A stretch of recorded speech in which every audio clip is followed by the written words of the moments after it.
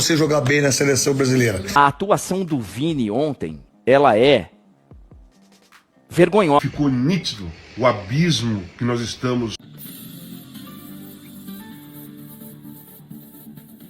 O Vinícius Júnior ganhou a 10 da seleção brasileira. Baita privilégio, né? Mas a atuação contra a França foi muito ruim. Eu não vou chegar nesse vídeo aqui e colocar a culpa exclusivamente do Vinícius. O Brasil tem um ciclo totalmente atrasado, está defasado em relação às principais seleções, caso da França.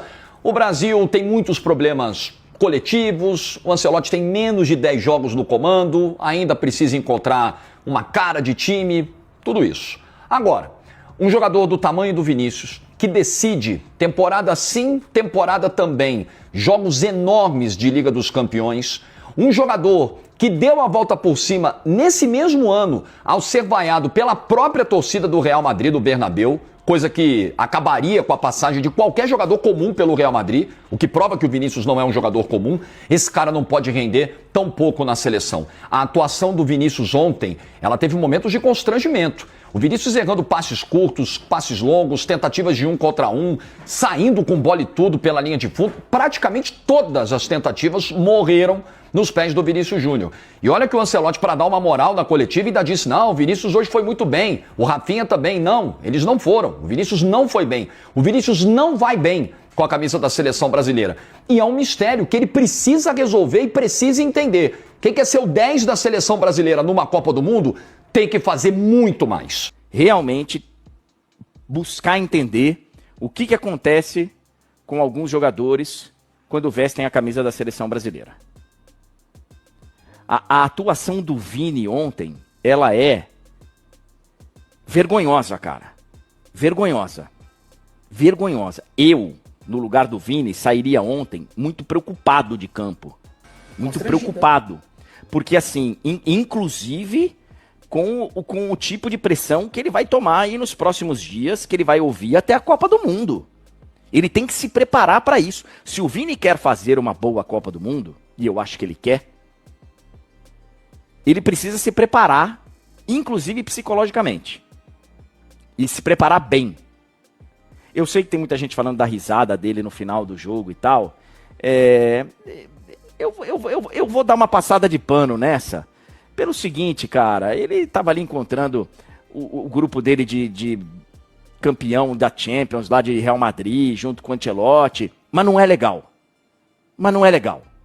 Sabe por quê? Porque mostra que o cara conseguiu virar uma chave muito rápido. Ele conseguiu terminar um jogo que talvez tenha sido o pior dele com a camisa da seleção brasileira. E olha que o Vini já fez péssimas atuações com a camisa da seleção. Péssimas.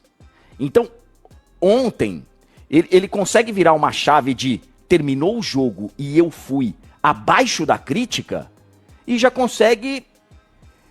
Eu imagino que pra galera mais competitiva e tal, porra, não consigo trocar uma palavra. Eu sou um cara competitivo e eu não tô falando, né? Não tô me colocando no mesmo patamar, não é? O que será um jogador comum na seleção brasileira? Qual o esquema que falta, Vinícius Júnior, para você jogar bem na seleção brasileira? Quem que tá errado? É o treinador? É os jogadores? Ou você que não consegue jogar na seleção brasileira, até porque tá vestindo a camisa número 10? Por que você não faz gol na seleção brasileira? Por que no Real Madrid você joga muito e você ganhou 2 Champions, 2 gols em 2 finais? E por que na seleção você não joga nada? O Brasil perdeu para a França ontem, né, na quinta-feira, por 2-1, e ficou nítido o abismo que nós estamos hoje em dia das grandes seleções, daquele pacote das favoritas. Eu acho que é a primeira vez que a seleção brasileira chega numa Copa do Mundo e não faz parte do pacote das favoritas, porque ninguém está mais levando em consideração o peso da história, o peso da camisa, a amarelinha, ninguém está levando mais em consideração. Então o Brasil não chega no grupo das favoritas, né?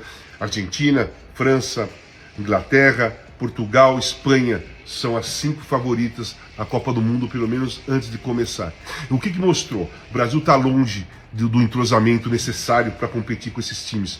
O Brasil ainda não definiu uma equipe titular e ainda leva azar que os caras se machucam nos 2 últimos amistosos, não dá para colocar a base que o Ancelotti tem na cabeça. Essa convocação veio muitos jogadores, vieram, né? Muitos jogadores que pela primeira vez na seleção, então ainda tem fase de teste, mesmo sendo os 2 últimos amistosos, estão em fase de teste para tentar arrumar uma vaga entre os 26 e o Carlo Ancelotti decidir o seu grupo até 18 de maio, que é a última convocação. O que mostrou, pelo menos para mim, nesse amistoso, com uma grande equipe? Nós estamos longe do entrosamento deles. Nós não temos a personalidade coletiva que eles já têm. Nós não temos a competitividade, a segurança e a confiança do grupo, dos jogadores dentro de campo, como eles já têm. Eles têm uma equipe prontíssima, que sabe como se movimentar, o sincronismo do toque de bola, a movimentação, ultrapassagem, troca de posição. Assim, a França, sem muito esforço, deu um espetáculo jogando contra o Brasil. O Brasil conseguiu equilibrar o jogo em alguns momentos pela força de vontade, pela garra, pela luta, pela necessidade. Mas na bola, a França mostrou que nós estamos muito distantes. E o que acontece? A primeira fase da Copa do Mundo, ela é até mais fácil do que era antigamente, porque classifica possivelmente até a terceira do grupo.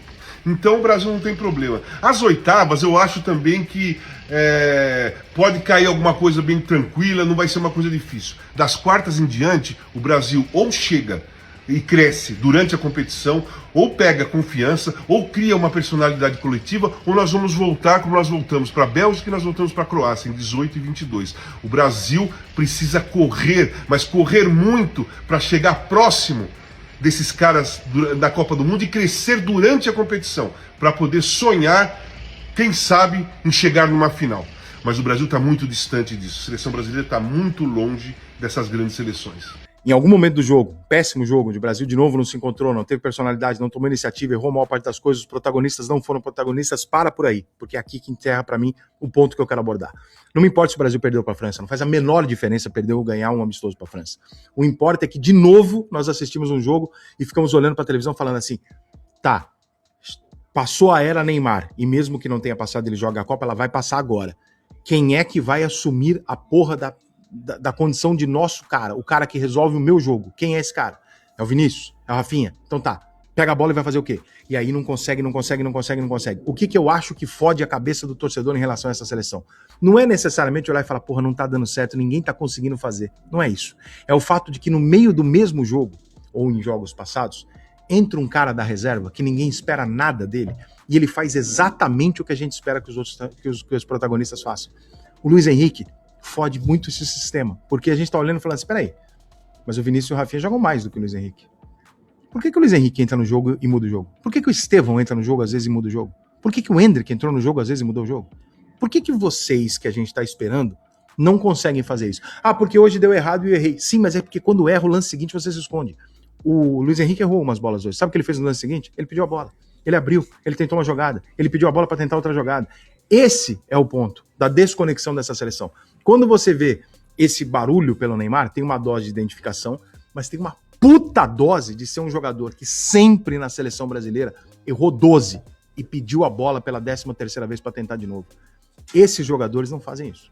A maior parte desses protagonistas, Rafinha e Vinícius Júnior, precisa entender o porquê da desconexão e não combater com, não, mas eu jogo muito, não, ninguém tá discutindo. Se estão te dando protagonismo é porque todo mundo concorda que tu joga pra caralho.